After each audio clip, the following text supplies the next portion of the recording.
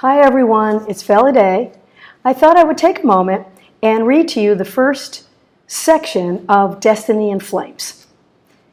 Here is the blurb. One shifter, one mate, no exceptions.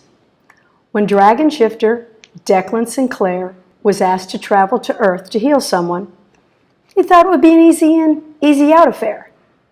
Boy, had he been wrong. Not the healing part, but what happened during his 1-hour visit. He met Chelsea McKinnon. The bad part? His body had exploded with need like he'd never experienced before, which was wrong on so many levels. Declan already had a mate. Sure, she died in the light of battle, but everyone was aware of the golden rule. One shifter, one mate, no exceptions. So what the hell was going on? The moment Wolf Shifter Chelsea laid eyes on Declan, she knew the two of them belonged together. She was so convinced they were fated for each other that she gave up her life on Earth and moved to Pterodon. So what if fate said couldn't be together? She'd find a way. Too bad the journey wasn't anything like she thought it would be. Instead, it was dangerous and challenging, but oh so hot. Chapter 1. We're not in Kansas anymore, Toto, are we? Far from it, her wolf answered, sounding excited. Chelsea McKinnon wanted to pinch herself. The sudden warmth, the intense stars plastered against the sky's inky backdrop, and the distant rolling hills drew her in like nothing she'd ever experienced before. Wow, had she just really traveled to another realm in a matter of seconds. So, her brother Finn asked, how was your first portal experience? I'm still trying to absorb it all. It was almost too easy. She took a step to make sure the ground was real and then glanced over at Finn and his mate. This place is remarkable. You didn't do it justice when you described it. It was vast, open, clean, and best of all, warm. A far cry from Tennessee's chilly winter weather. Chelsea unbuttoned her heavy vest. Kalina laughed. There'll be a lot more surprises and experiences in the coming weeks. Speaking of which, are you ready for your first dragon flight? We should get along. Heart still pounding, Chelsea grinned. Oh yeah, and I'm so not going to be a wimp like my brother was on his maiden version. Finn laughed. Don't forget when I first arrived, I didn't even know dragons existed. I'll give you that. Poor Finn had been blindsided by everything within seconds of his arrival. How about showing me your big dragon self? You say you're huge, but seeing is believing. Neither he nor his mate had dared to shift when they visited Earth, since they didn't need anyone to know to freak, especially because few knew that dragons even existed.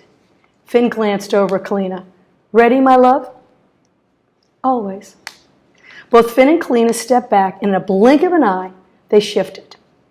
It might have been pitch black in the middle of the empty field, but Chelsea's sharp shifter eyes were good enough to make out their huge shapes. Holy shit, they were big. Kalina's black scales were sprinkled with a light rose color, whereas Finn's were interspersed with dark maroon ones. She couldn't wait to study them in the daylight. You're huge! Her brother approached and held out a claw. He'd already explained how flight worked, so there was no reason to be afraid. Should I climb on, or will you pick me up? She asked, knowing full well that her brother couldn't answer. A second later, she was in his grasp, being swept high into the air. Chelsea grabbed hold of his talon and tried to relax, but she wasn't sure she succeeded. When Finn readjusted her in his claws so that she was facing downward, she pretended she was skydiving, something she loved to do. This is amazing, Chelsea shouted. Finn squeezed her briefly to indicate he'd heard. Within minutes, the darkness gave way to the bright lights of the city below, meaning the too short ride was nearing its end. Darn, she wanted it to last longer. He glided over the city toward the center. The traffic, crowded buildings, and street noise gave the town a very cosmopolitan feel. Then, with a light touch, Finn set her down on top of a building, released her, and stepped back. After he shifted, He smiled. Like it? I loved it. I can't wait to go again. Kalina laughed. Are you sure you're Finn's twin sister? Finn snarled. Watch it. I'd like to see Chelsea break into a castle and save you. Kalina sashayed over to Finn, threw her arms around his neck, and kissed him. Don't worry, my love. You'll always be my white knight. Okay, this was awkward. I'm right here, Chelsea chimed in. They both cracked up. Let's get you settled, Finn said. They headed down one flight of stairs before entering a long, well-lit hall. After taking the elevator down 2 more floors and walking the length of another hallway, they arrived at Kalina and Finn's condo. Finn leaned over and used an eye scanner to open the door. That was cool. Chelsea stepped inside. Whoa, she glanced over at Finn. You've come a long way, brother.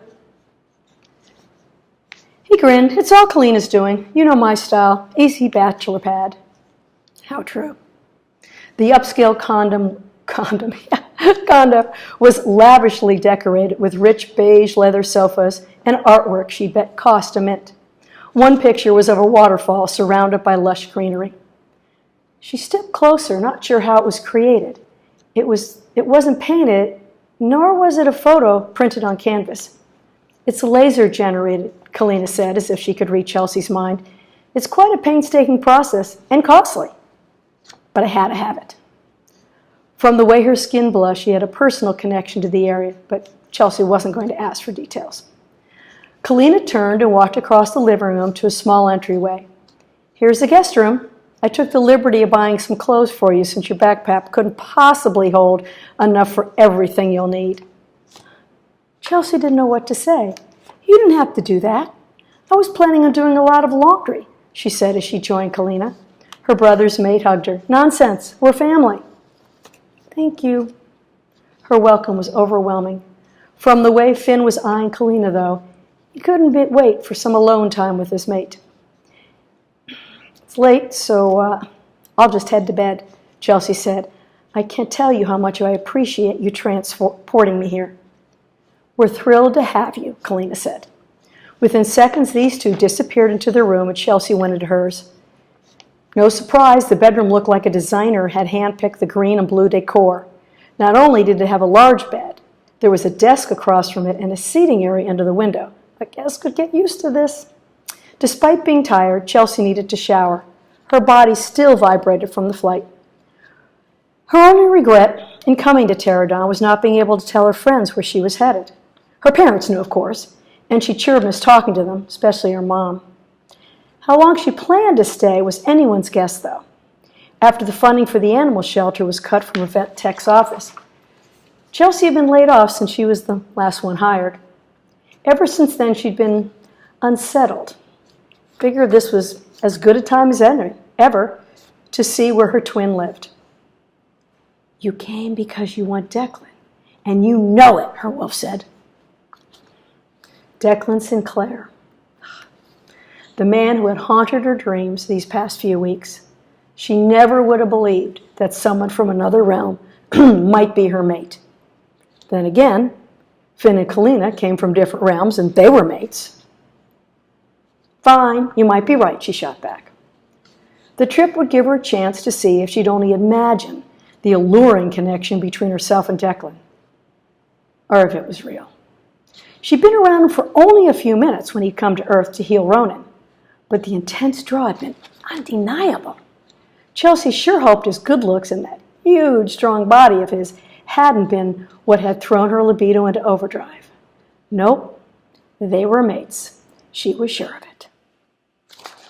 If you like the reading of the book, please let me know. I'll be more than happy to do other readings, more chapters from this book, or just a new chapter every time I start a new book. So let me know, and thank you for listening. Bye.